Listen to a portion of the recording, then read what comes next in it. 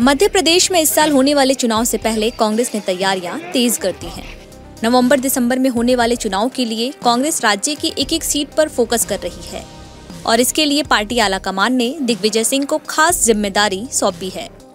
मध्य प्रदेश में बीजेपी का गढ़ कही जाने वाली 66 सीटों पर जीत का जिम्मा दिग्विजय सिंह को सौंपा गया है।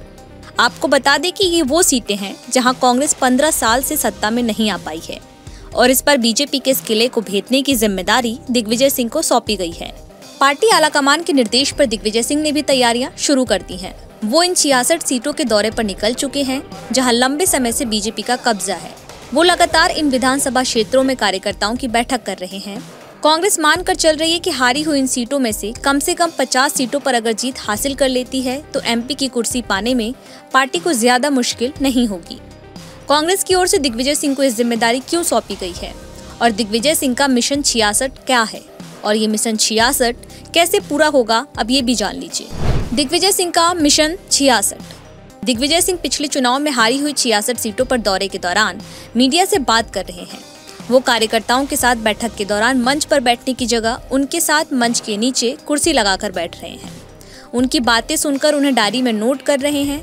साथ ही लगे हाथ कार्यकर्ताओं के गिले शिकवे भी दूर कर रहे हैं। इतना ही नहीं, दिग्विजय सिंह कार्यकर्ताओं को विश्वास में लेकर उनसे उनकी मन की पीड़ा और कांग्रेस की हार के कारणों को खुलकर बताने के लिए कहते दिखाई भी दे रहे हैं। इन 66 सीटों पर दिग्विजय सिंह नेताओं और कार्यकर्ताओं के बीच गुटबाजी और मनमुटाव को दूर करने के लिए भी गिले शिकवे दूर करा रहे हैं। दिग्विजय सिंह ने पार्टी नेताओं और कार्यकर्ताओं को शपथ भी दिलाई है कि विधानसभा चुनाव में पार्टी जिसे भी टिकट देगी सभी उम्मीदवार और कार्यकर्ता एकजुट होकर उसके पक्ष में खड़े होंगे। हाल ही में एक वीडियो सामने आया था जिसमें दिग्विजय सिंह कार्यकर्ताओं से कहते हैं कि सारंगपुर सीट पर 20 दावेदार हैं, लेकिन पार्टी जिसे भी टिकट देगी सभी दावेदार के पक्ष में होंगे।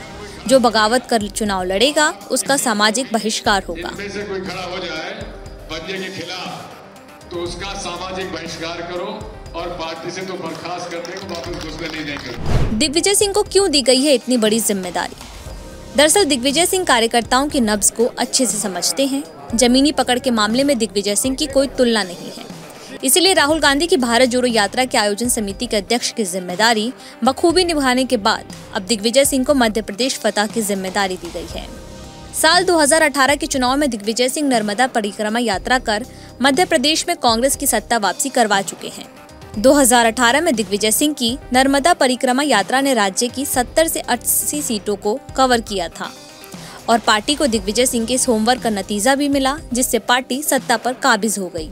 दरअसल कांग्रेस मानकर चल रही है कि जिन 66 सीटों पर लंबे समय से बीजेपी का कब्जा है वहां एंटी इनकम्बेंसी और बीजेपी के कार्यकर्ताओं में आपसी गुटबाजी बढ़ी है और कांग्रेस पार्टी इसी का फायदा उठाकर बीजेपी के किले को फतह करने की कोशिश कर रही है और इसकी जिम्मेदारी दिग्विजय सिंह को सौंपी गई है।